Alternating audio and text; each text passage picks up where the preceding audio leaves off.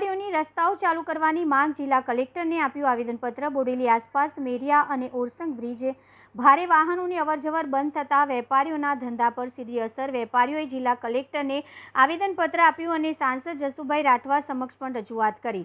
છોટાઉદેપુર જિલ્લાના મોટાભાગના બ્રિજો ભારદારી વાહનો માટે બંધ કરી દેવામાં આવ્યા છે, જેમાં બોડેલી નજીકના મેરિયા અને ઓરસંગ બ્રિજ પર છે, જે છેલ્લા 2 મહિનાથી બંધ છે। ટેકનિકલ ટીમ દ્વારા તપાસ બાદ રિપેરિંગનું કામ ચાલુ છે, પરંતુ હજુ સુધી ટ્રાફિક બંધ હોવાથી વેપાર ધંધો પર ભારે અસર પડી રહી છે। વેપારીઓએ જિલ્લા કલેક્ટર ગાર્ગીબેન જૈનને આવેદનપત્ર આપી તાત્કાલિક સમસ્યાનો ઉકેલ લાવવા માંગણી કરી છે। સાથે જ બોડેલી ખાતે આવેલા સાંસદ જસુભાઈ રાઠવા સમક્ષ પણ પરિસ્થિતિ અંગે રજૂઆત કરવામાં આવી હતી। બોડેલીના વિવિધ વેપારી મંડળના પ્રતિનિધિઓ માન્ય કલેક્ટરશ્રીને આવેદનપત્ર આપવા માટે આવ્યા હતા। અહીંયા અમે રજૂઆત કરી છે કે જે બંને બ્રિજ મેરિયા બ્રિજ અને ઓરસંગ બ્રિજ બે બંધ કરવામાં આવ્યા છે છેલ્લા 2 માસથી।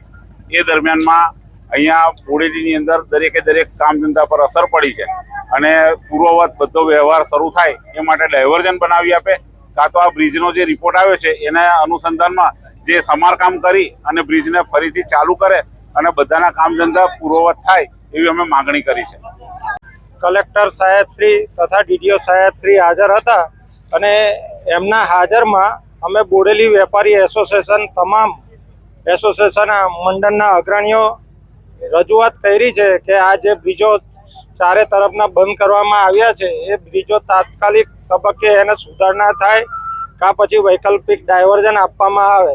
અને એ રજૂઆતને ધ્યાનમાં લઈને અમને લોકોને આશ્વાસન આપવામાં આવ્યું છે કે નવરાત્રી સુધીમાં આનું ગમે તે નિકાલ અમારા તરફથી કરવામાં આવશે। અને બધા વેપારીઓની રજૂઆત એવી છે કે બોડેલી મુખ્ય મથક છે વેપારનું, તો તેની અંદર એક વસ્તુ એવું જોવામાં આવે કે ચારે તરફના તમામ બ્રિજો બંધ કરી દેવામાં આવ્યા છે એક સાથે।